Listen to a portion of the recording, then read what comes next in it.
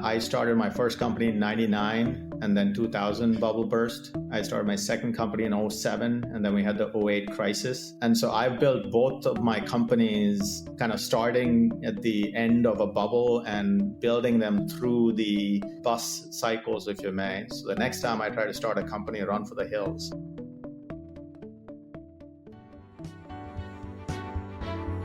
You are listening to the Sure Shot Entrepreneur, a podcast for founders with ambitious ideas. Venture capital investors and other early believers tell you relatable, insightful, and authentic stories to help you realize your vision. Welcome to the Sure Shot Entrepreneur. In this episode, my guest is Schwark Satyavolu. He's a partner at Trinity Ventures. Trinity is one of the oldest venture capital firms based in Silicon Valley. Shwark is a successful entrepreneur, especially in the FinTech space. He was one of the earliest entrepreneurs who's focused on financial services sector. He switched to being an investor. He brings his many years of expertise and experience as an operator, as a founder, and as a technology executive to his investment decisions. We're going to talk to him about the kind of founders he likes to support. Shwark, welcome to the Sure Shot Entrepreneur. Thanks for having me. Great to be here. Tell us about yourself, starting with your journey in FinTech. You started Yodlee. That was at the peak of the dot-com boom. I'm really curious how FinTech has evolved in your eyes over the years. Now FinTech has become such an important topic in venture capital investments. How did your career evolve over the years since that time when you started in FinTech in 1999? The funny thing is, when I started Yodlee, we didn't really start it to be a fintech company. In fact, we didn't even start it to be a B2B company, which is where it is now. My aspiration at that time was to effectively become the new My Yahoo page. Those that don't know what it is, it used to be the homepage on most people's browsers when they opened it. So we wanted to kind of replace that to become more personalized and become a place where everything comes together in one place. We actually did pretty well. Most of Silicon Valley at the time actually used us, but that was a very small audience back in 99, unfortunately, the number of people that were internet savvy. So we ran out of that relatively quickly. And then Citibank saw what we were doing and said, hey, can you do this for us? Right about that time is when the bubble burst, the 2000 bubble. That is what made us more open to looking into it and say, maybe we should look into potentially doing this in a more B2B basis or B2C basis. And that was my first, maybe somewhat unwilling entry into FinTech. Yodlee, when we first started it, had nothing to do with financial services. In fact, we were getting email, shopping, travel, news even. From that, we, over many, many years, let go of all those other things. Funnily enough, each of those has become a separate company like Slice and TripIt and a bunch of other things. But we then focused primarily on financial services. That's how I got into FinTech. This is very interesting. You say it's an unwilling entry into financial services. Is that because selling into financial services is difficult, or is it because building infrastructure in that space is complicated because of regulations? Why do you say unwilling? Well, even till 5, maybe 10 years ago, FinTech wasn't something where anybody in Silicon Valley wanted to get into, mostly because it was perceived as old and stodgy and unwilling to move. And a lot of that is true, and for good reason. They have a lot of regulatory oversight, and therefore they can't do a lot of things that you might want to do to innovate because they're worried about the regulators getting ahead of them. So for all those reasons, it was not the most exciting place to be an entrepreneur, to do innovation. And so it's not what I seeked out to go do. For some time, in fact, I actually wasn't quite happy about that route in the first place because they're not very aggressive with adopting new stuff. Of course, things have changed on all respects, everything from regulatory to how the banks actually look at stuff, as well as how consumers perceive things. Yeah, the financial services industry is very, very large indeed, trillions of dollars. And the banks have started adopting technology much more openly now than they did 5 or 10 years ago. Do you feel like we have reached peak FinTech, or is this still the beginning and more to come? Like with everything, I think it comes to the definition. So would you call 2000 the peak of the internet? In some ways, yes. It was the time when anybody could start an internet company, or you put .com on your domain and suddenly everything goes to crazy heights. I remember I was here in Silicon Valley. That's right. Now, I would say is where the internet is truly maturing. It's actually changed how people live their lives in fundamental ways, in ways that we could not have imagined back in 99 or 2000. So, in some ways, the bubble is almost always the start of the innovation, and the actual innovation can actually happen over the 10-year time frame that succeeds that. If you think about how connectivity and phones have actually made it possible for us to do innovation like the Airbnbs of the world or the Ubers of the world, things like that weren't really thought of because not everybody was on the internet back then. And so you could not do the kinds of things you can do today on the internet. And so if you look with that kind of lens on it, I'd say fintech is just maybe in the final stages of that initial bubble of frenzy. But I think the true things that will change the way we live are still yet to come. That's what I'm most excited about. This leads us to the next part where I can ask you about what do you focus on? What are you excited about? What are some areas where you like to invest in? I am excited about a variety of different things, all of which come to what I'll call the invisibility of fintech. Nobody actually thinks of online or internet enabled companies today as .com companies anymore because everything is .com and everything is online. Now the question is, what is it actually doing? What is it actually doing for you? The kinds of things that I'm most excited about is where all of the financial services type of innovation that's happened over the last 5 to 10 years is now incorporated into almost every other business. A recent investment I made is in a company called Squire, which at the face of it is actually a barbershop platform. They're trying to build software for barbershops. Why is that exciting to me?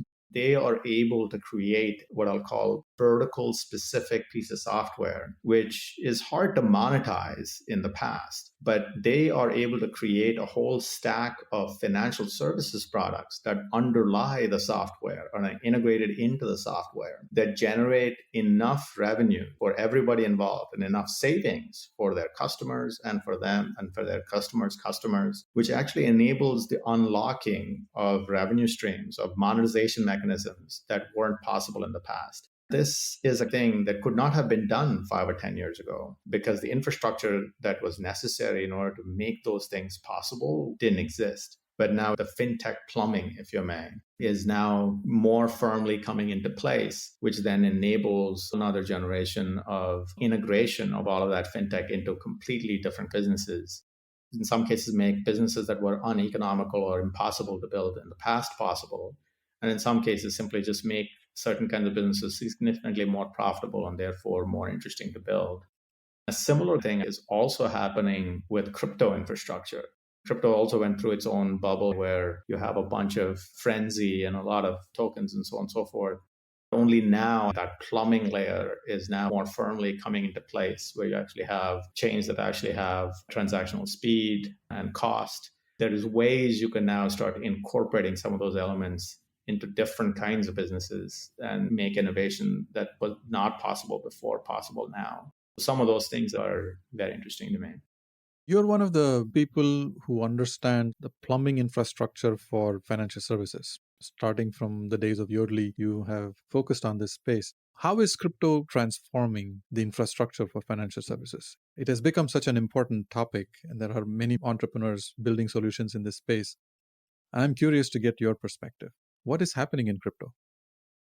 Well, there's a lot happening in crypto. Crypto is probably the most innovated on space at the moment because there is so many different elements of innovation that's happening. One big area, of course, is DeFi, which is more competing with financial services than enabling, at least right now, which is, I think, very interesting. I look at a lot of what is happening with DeFi as almost creating the plumbing. If you think about the bubble preceding the true innovation, there's a lot of stuff that's being built right now that I think is demonstration of what a blockchain-based infrastructure could do to financial infrastructure efficiency. So if you could demonstrate how DeFi lending and hedging and derivative trading and all these other things can happen on a blockchain in a much more algorithmic way with less centralization, more access, and et cetera, all of which is actually now possible with these cryptocurrencies. I think that's interesting, but it's only interesting for those people that are actually trading in those asset classes that are on the chain.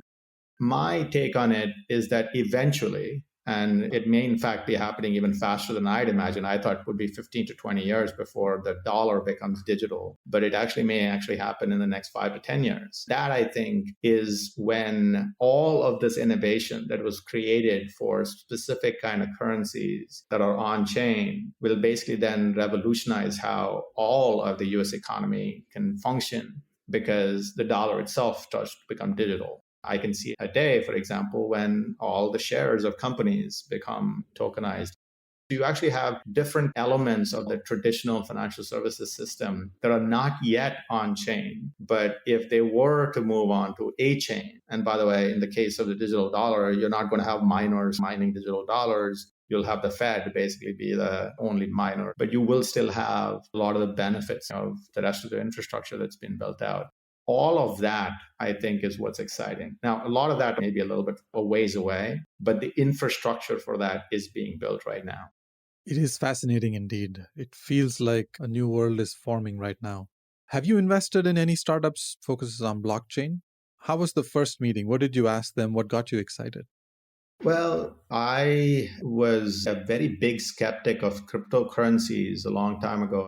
What's interesting to me, though, is while cryptocurrencies is still somewhat of a hotly debated topic, and I'm still not sure what the long term elements of that stuff that will survive are. If you think about the ecosystem, the things that I'm most curious about is what I call the plumbing or the infrastructure, the blockchains, and so on. I spend a lot of time studying stuff, but the best way to learn is to actually make an investment and actually live with the company. We picked one company that was going to do ticketing on the blockchain. I thought ticketing was a perfect example because the token, which actually is a ticket to an event, let's say, is a great use case for something issued on the blockchain because it can be issued digitally. It can live digitally. It can verify digitally at the entrance to the event, for example, and it can be traded. The secondary market for tickets is massive. And in most cases, the primary issuer of the ticket doesn't participate in any of the secondary economics. It's a perfect example of where a blockchain could do things where the current market has needs that are unsatisfied by the current infrastructure, but a new infrastructure could completely address it and probably even optimize it. We were really excited about it, and the company was actually starting to do really well. Unfortunately, COVID hit almost immediately after we invested in the company. Of course, all events kind of got canceled. For a fledgling startup, it's really hard to be a ticketing company when there's nobody's actually buying any tickets for anything. The company has pivoted now into actually becoming more of an NFT platform for emoji-based identities, which I thought is also very interesting. But that was kind of my initial foray and first investment, if you may, into stuff on the blockchain. I see that you've dipped your toes into this space and there's more to come in the future. I want to go back to some more basic process, what you follow when you make investment decisions. What happens in the first meeting? What are you looking for? What questions do you ask entrepreneurs? In the first meeting, I'm looking to do two things. One is I'm trying to get to know the entrepreneurs a little bit better. I'm trying to understand who they are, why they're working on what they're working on. The second thing is I'm really trying to be a fast student of the space.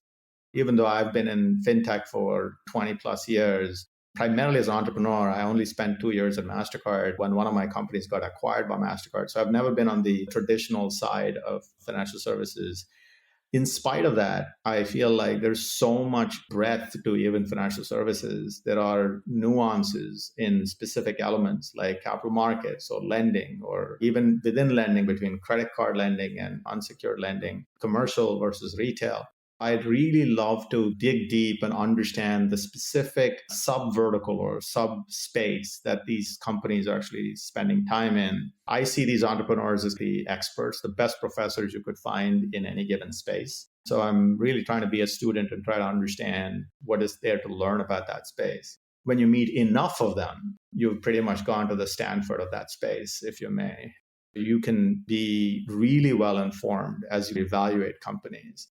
In my very first meeting, those are the two things I'm trying to achieve. And at the end of it, the goal is, can I get excited about this team? Because we tend to invest early. The team is very important.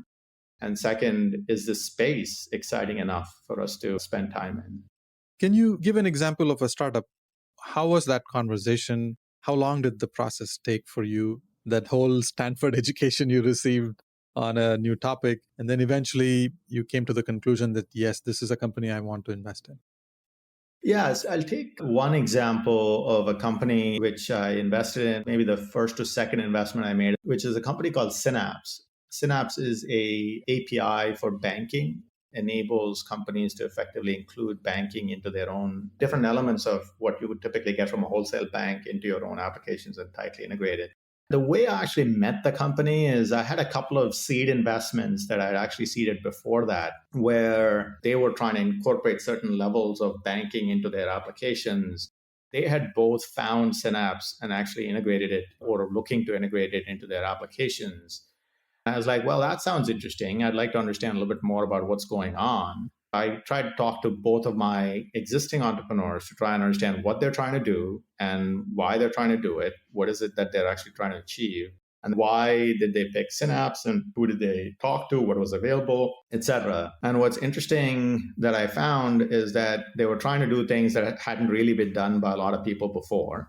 This was something that was a new need. And the only real way to do that was to work with, in the old days, like the web banks and bank corps and so on and so forth, and actually build out an entire infrastructure, which was a very heavy lift. What I heard that these guys were doing is actually simplifying all of that much less. So, of course, I'm familiar with the bank folks. I've spent some time with them trying to understand what they do and what they offer. Then I went to meet this entrepreneur and actually said, what are you trying to do and how are you trying to do this? This was a company that was doing 600K in revenue at the time. But what was interesting is that he was cash flow positive even at that level, and he was growing. Interestingly, he didn't need any outside funding, or at least he didn't want any. He was really humoring me because he thought I could have a couple of customers that I'm on the board of if he spent some time with me. That gave me an opportunity to learn a lot about the business.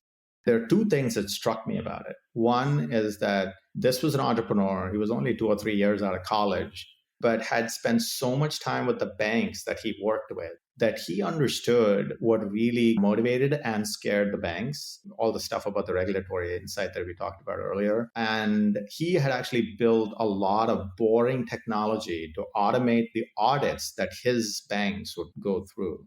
That kind of insight and actually almost maturity, if you may, of actually understanding what it is that your partners need in order to make you successful and investing in that and building that stuff out and making your partner successful in order to be successful yourself, I thought was very insightful. I got a lot of in-depth knowledge into how difficult it is to make that all happen and all the investment that went in to make that happen. I walked away thinking, well, this is both the right team and a very exciting space because this is only going to balloon. And it has, of course, in the last many years, the company has tripled their revenue many, many times.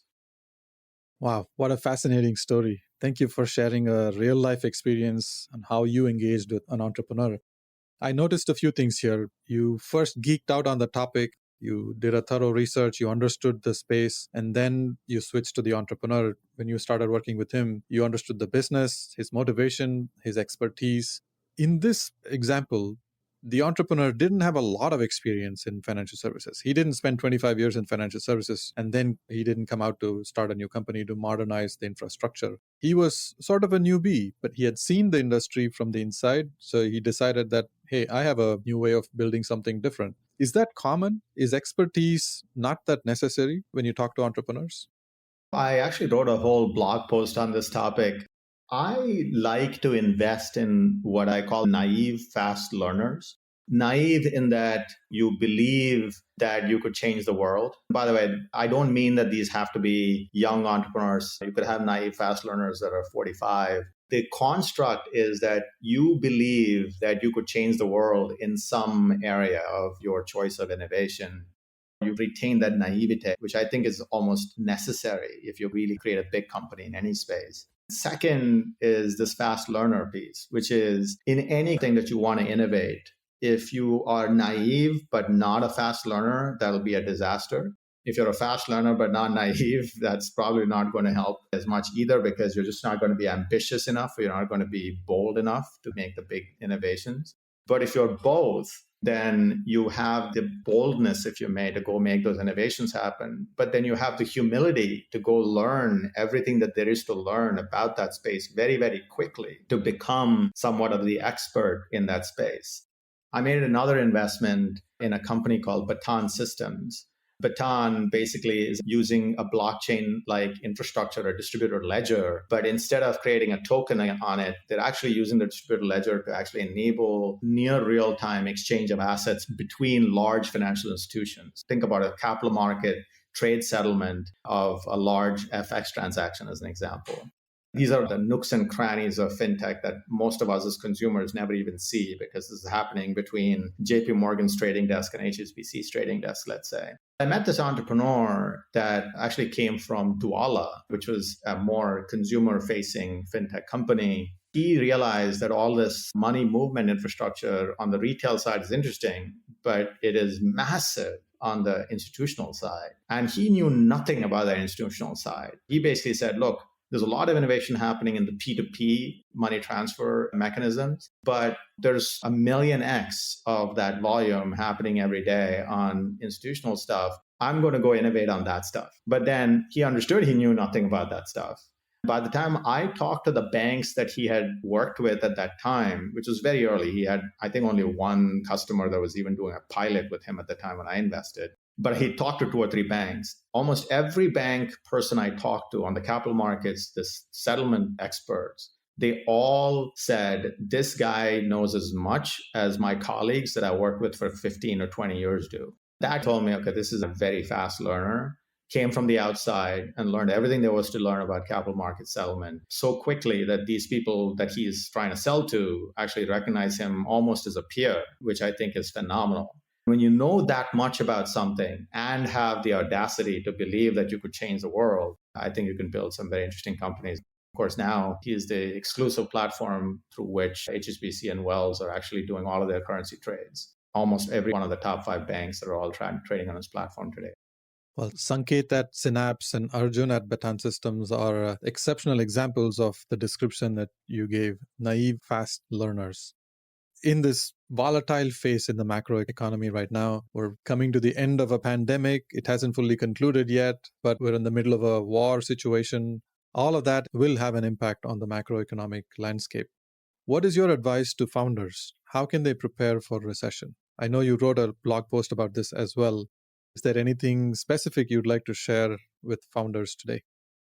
Sure. For good or bad, I started my first company in 99, and then 2000 bubble burst. I started my second company in 07, and then we had the 08 crisis. So I've built both of my companies starting at the end of a bubble and building them through the bus cycles. The next time I try to start a company, I run for the hills.